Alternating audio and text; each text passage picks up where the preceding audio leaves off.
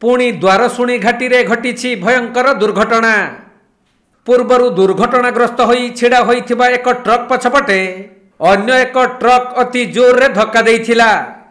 फलरे धक्का देइथिबा ट्रक रो केबिन आग ट्रक रे फसी जिबारु भितरे चापी होई रही जाइथिले ड्राइवर और हेल्पर। खबर पाई बांग्रीपुसी अग्निशम विभाग और पुलिस पहुंची क्रेन साहाय्य रे धक्का देइथिबा ट्रक को पछकु टाणिबारु दुईटी ट्रक अलगा होइथिला।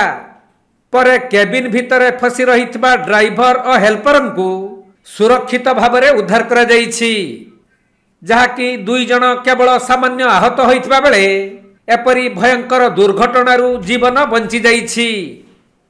तबे मयूरभंज जिला 49 नंबर जातीय राजपथ बांग्रीपुसी थाना अधीन द्वारशुणी घाटी रास्ता जेपरी पालटिछि जमद्वार।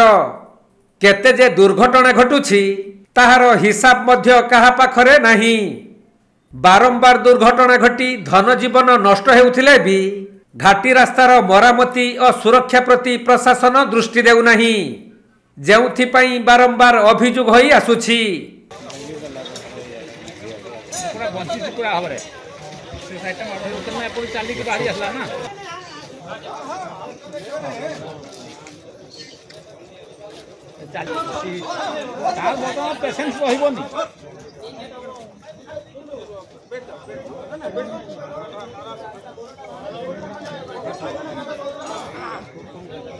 जगह बाजी की कोटी जाई